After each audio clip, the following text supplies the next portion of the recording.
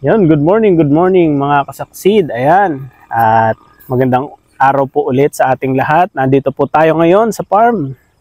Ayan, nandito tayo sa farm dahil tayo po ay magpapa-spray na ng ikatatlong application po no, ng paggamit ng Goshen. So ganito po ang pagmimix ng Goshen sa sa knapsack sprayer. Pakita ko po sa inyo.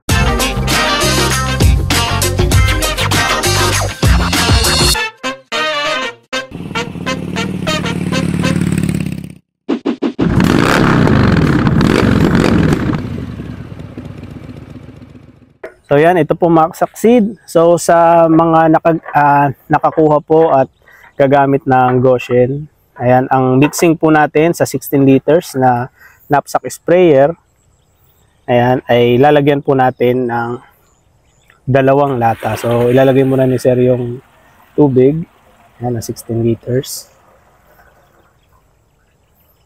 Ayan, and then syempre, yan, bago po muna natin, i-shake po muna natin yung ating mga galon bago po natin ilagay para talagang maganda po yung natin.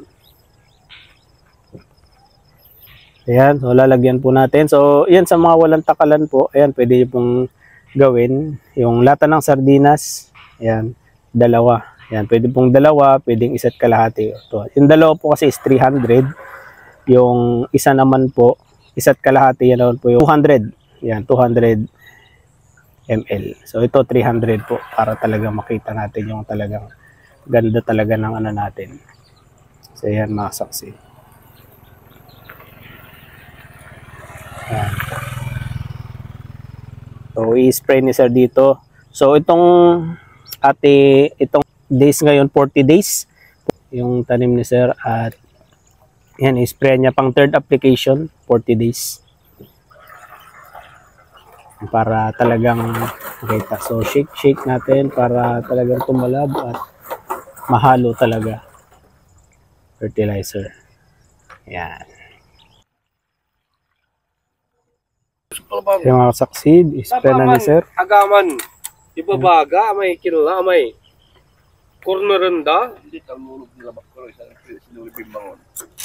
Isilaw to. Silaw po, pati ko. Yan. Tambang. Kaya pulyar. Kaya pulyar ang tabot? Yes sir, pulyar po. Pulyar mo yung saksi rin. Magkana? Karami lang. Dumaya balat. Tanong ayo, di mo yung latan niya. Mais. Akawal ba na, sultan?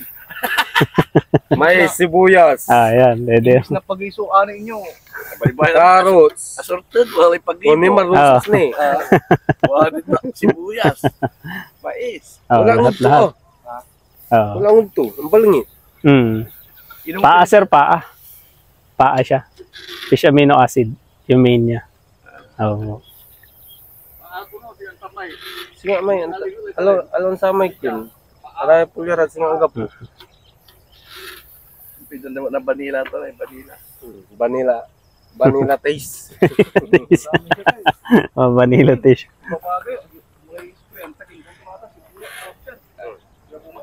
Yan, succeed. 40 days ng ating demo kay Sir Roger.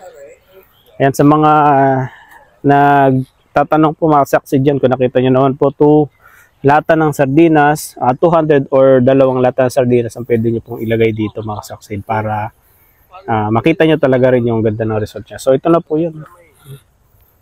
So 40 days na po itong pare ni sir. Dot po to, 40 days dot. Yan. Yan na. Yan. So yan po yung niya.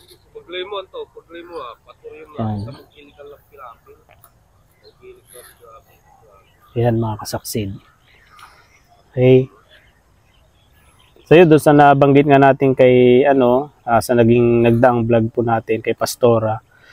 Ayan, pasensya na po ulit mga kasaksid dahil hindi po natin na puntahan at biglaan ang nangyari dito sa ginawa sa harvesting ni Pastora dahil yumuko ang kanyang mga bigante na ulanan talaga.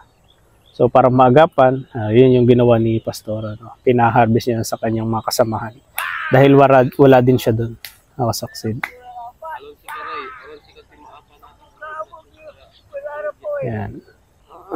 So yun pala mga kasaksid doon sa ano natin, sa mga gusto pong bumili ng ano ni Pastora sa kanyang mga binhi. So mag-direct na lang po kayo sa kanya mga kasaksid, no, dito sa FB page, sa FB account niya para ma-assist niya kayo. At mga kasaksid, much better na kayo po mismo ang pumunta doon kasi baka magkaubusan po sa daming farmer na po yung talagang kukuha ng ano po, ng binhi po niya, no. So wala pong wala po tayong tinatawag na reservation. Kung sino po yung mauna, siya po talaga yung ng binhi mga kasaksid, no. Yun po yung ano ni Pastora. So yun, mag-message na po kayo sa FB page niya, ay sa Facebook po niya, FB account niya, para po malaman din niya. And then much better na kung kayo po mismo ang makapunta doon para bumili sa kanya ng binhi. Yan po, kasi naanin na po yung kanyang kanyang binhi. So pwede kayong bumili sa kanya at pumunta na lang po kayo doon. So yun mga kasaksid. At ito, ni-sprayhan na itong demo natin kay Sir Roger. So 40 days ang balak po natin dito. Kasi yan, nagigipir siya pero may iba na mumunga na. Nabubuntis na ibang part. So 40 days, 65 days, tsaka 72 days ang last natin. So ginawa kong 5 ang nito para mas niya talaga, mas makita talaga yung ganda niya mga kasaksid. Ayan. So yan mga kasaksid. Tayo lang natin hanggang sa matapos si Sir. At yun yung natin. So kung may mga katanungan din kayo mga kasaksid about sa dito, ito po is main po si Goshen, ang main po niya is paa. So si paa po ay talagang maganda po sa halaman. Alam naman natin kay Sir Danilo, no? Siya mismo yung talaga nakapag-testify na ang paa is maganda. Ang kagandahan naman nitong kay Goshen naman, meron siyang paa at the same time meron po siyang ibang halupan na talaga nagpapaboost sa paa din. So talagang matindi ang magiging kalalabasan nito mga kasaksid. So abangan natin hanggang sa anihan ito at makita natin kung ano nga ba yung comparison ng katabi niya. Itong kanya, tas ito. Kasi ito lang naman yung na-sprayhan natin hanggang doon. Yan. So nandun yung natin, signage ng ng Goshen. Medyo malay-layo nga lang siya.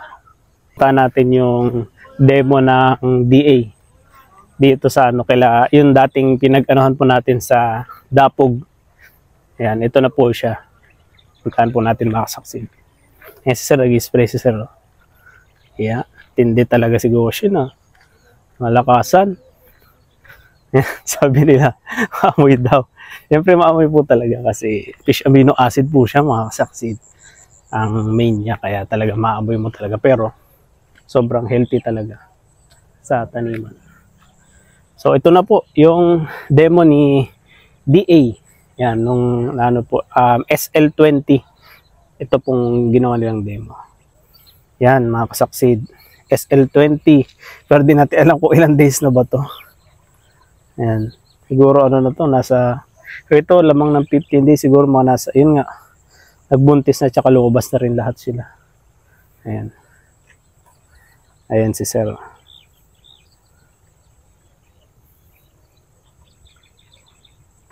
Ayan.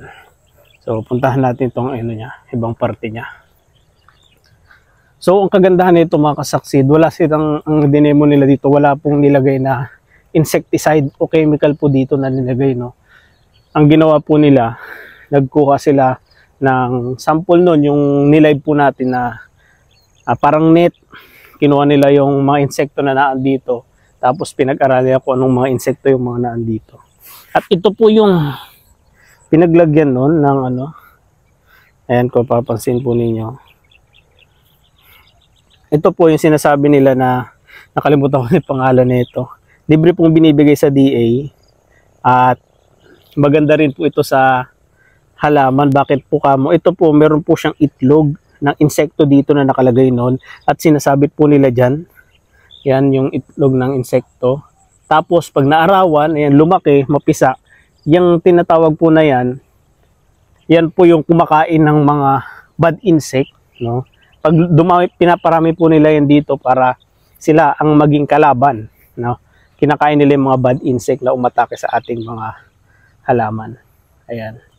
Yung mga ganun, mga kasaksid, laki ng tulong nun. Libre lang po yun pala, binibigay din ng DA para po sa ating mga halaman. Diba? Ayos. Maganda. Nakalimutan ko lang kung ano yung tawag dun, mga kasaksid. Pwede kayong mag-request nun yung egg. Ito pala yun. Dito siya. Baka madulas tayo eh. Yan. Yan. Yan nila sinasabit, mga kasaksid. Yan. Tapos ito po. Saan na yan? Ayan, ito.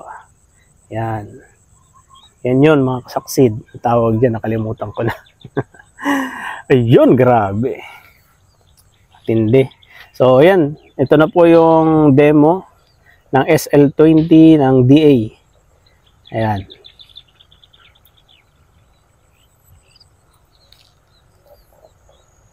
Okay.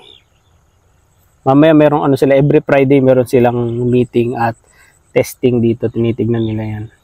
Yung ano nila. Malaki na rin siya. Ganda siya.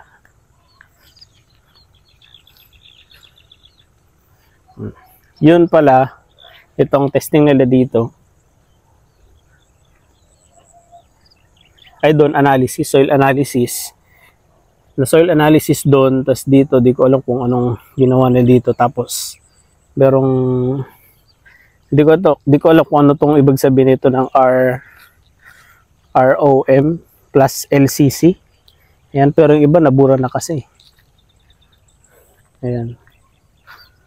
Nasa dito yung isa. So ito po yung naging demo nila, mga kasaksid. Ayan. SL20. Hanggang dito ang pagitan. Dyan. Tapos dito na sa kabila yung demo natin kay Sir Roger. Ayan. Diba? Solid. Ganda. Malapit na to. Nakita natin sa pagbubuntis. Nawa ay maging successful at kumanda ang kanyang mga tanim. Diba? Mga tanim nila. Para talagang makita ng mga farmers kung ano ba ang kahalagahan din na pag-spray ng organic fertilizer o ng paa sa ating mga tanim, mga kasaksid.